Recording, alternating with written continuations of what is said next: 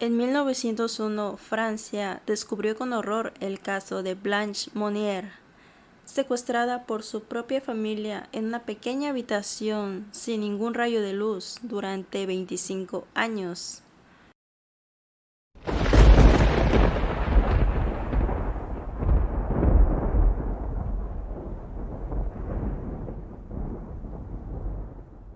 Bienvenidos a su canal de misterio y terror. Acompáñenme a descubrir los casos más perturbadores e insólitos que superan la ficción. El día de hoy les contaré la historia de una joven y hermosa mujer que un día desapareció y fue encontrada 25 años después.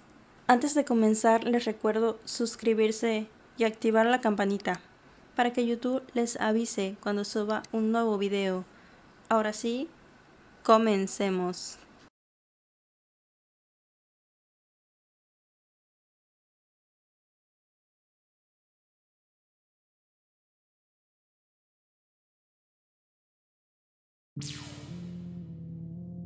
Blanche Monnier tenía 26 años el día de su desaparición. Era una joven mujer muy atractiva y pertenecía a la aristocracia francesa a finales del siglo XIX. Su padre había sido decano de la Facultad de Letras de Poitiers y su hermano participaba en varias sociedades y obras caritativas y había ejercido como subprefecto de Poitiers. En 1876, Blanche cayó perdidamente enamorada de un abogado mayor que ella, pero este se encontraba sumido en la pobreza, por lo que la relación no era aprobada por la madre de Blanche, quien decía que al no tener ni un centavo, no era adecuado para una mujer de la aristocracia. Un día Blanche desapareció sin dejar rastro.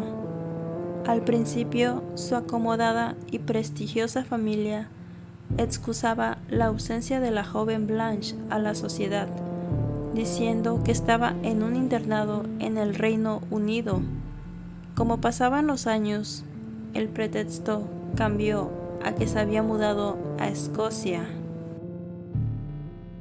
25 años después, desde la última vez que Blanche fue vista en Poitiers, el 23 de mayo de 1901, el fiscal de París recibió una carta anónima con detalles espeluznantes.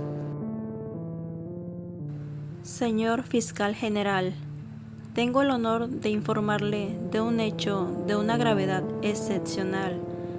Se trata de una señorita que está encerrada en la casa de la señora Monnier, privada de comida, que ha vivido sobre basura podrida durante los últimos 25 años, es decir, sus propios desechos. La familia Monnier ostentaba una excelente reputación. Louise Monnier, madre de Blanche, era una viuda de 75 años que gracias a sus labores en la ciudad había recibido un premio del Comité de Buenas Acciones. Al lado de la casa vivía el hermano de Blanche, Marcel, quien también era considerado un miembro activo y valioso de la sociedad. Escéptico ante la denuncia, el fiscal decidió enviar al comisionado central, un hombre de apellido Bucheton, para que investigara el tema. Ese mismo día, a las 5 de la tarde, Bucheton, junto con otros investigadores, se dirigió a la casa de los Monnier.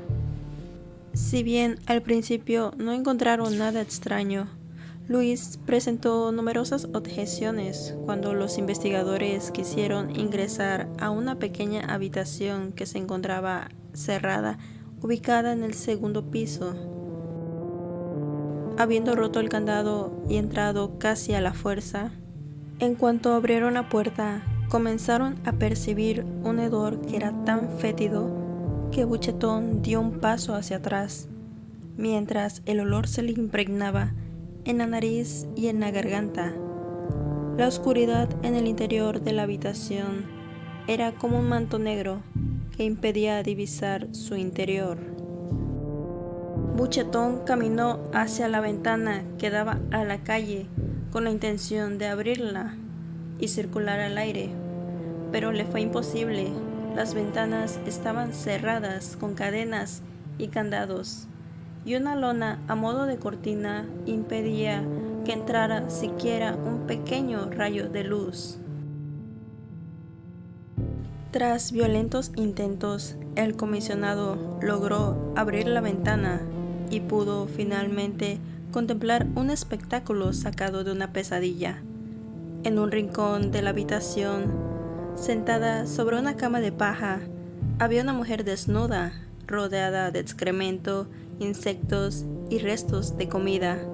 Era Blanche. Buchetón quedó aturdido al contemplar un esqueleto humano real. Así es como la describió. Se hallaba tan desnutrida que los muslos se habían reducido al tamaño de la muñeca. Blanche pesaba solamente 24 kilos. Las sábanas estaban soldadas al colchón, el cual tenía mucha suciedad. Allí había una masa sin forma. Blanche se acurrucó y se negó a mostrar su rostro. Blanche no podía comunicarse. Los 25 años encerrada, sin ver la luz del sol, comiendo los restos de comida de su madre y sin entablar diálogo con casi nadie, la había dejado fuertes secuelas en su psiquis. Los policías intentaron hablar con ella, pero Blanche solo contestaba con gritos. Mientras le intentaban poner ropa para llevarla a un hospicio de salud mental, estaba aterrorizada ante el panorama de tantas personas en su habitación. Esto se debía a que durante su calvario solo había visto a su familia y a algunos sirvientes, y el hecho de que de repente hubiera tanta gente a su alrededor la aterraba. Durante todo su encierro, Blanche no tomó una ducha. Su pelo jamás fue cortado y se encontraba apelmazado. Es por esto que fue apodada la verdadera Rapunzel. Sus uñas tampoco fueron cortadas y sus manos parecían garras. Su cuerpo estaba cubierto por una costra formada por suciedad. Había bichos por todos lados. Estaba en tal abandono que tenía gusanos que medían más de 4 centímetros de largo, piojos y cucarachas caminando por su cuerpo. La humedad del cuarto era tanta que había hongos crecidos en su interior. Se cree que Blanche había intentado escapar porque uno de los paneles de la puerta tenía rastros de haber sido reparado recientemente. A su vez, en las paredes de la habitación se podían leer diversas inscripciones como «Libertad, libertad. Hay un favorito en esta casa y no soy yo. Es muy lamentable verse obligado a vivir y morir en una mazmorra».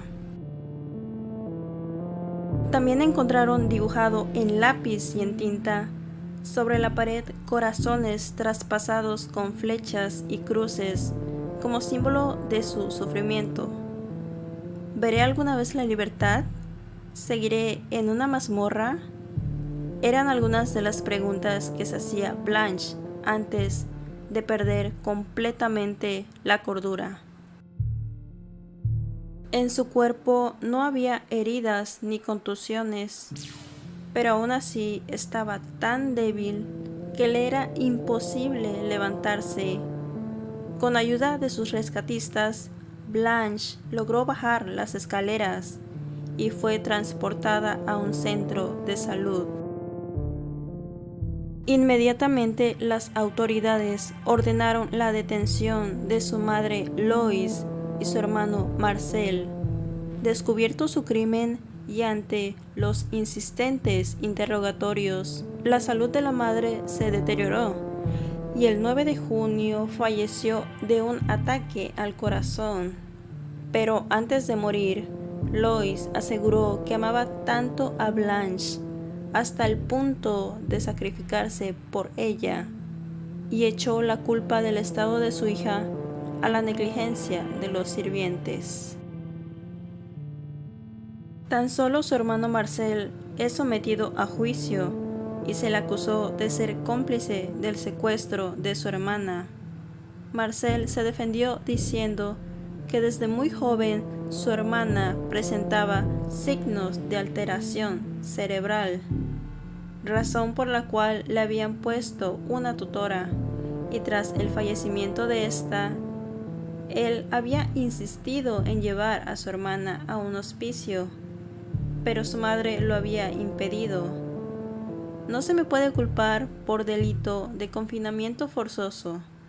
Además, no hubo delito de secuestro, ya que mucha gente tuvo acceso a la habitación de Blanche, afirmó Marcel. La sociedad francesa enloqueció con la noticia.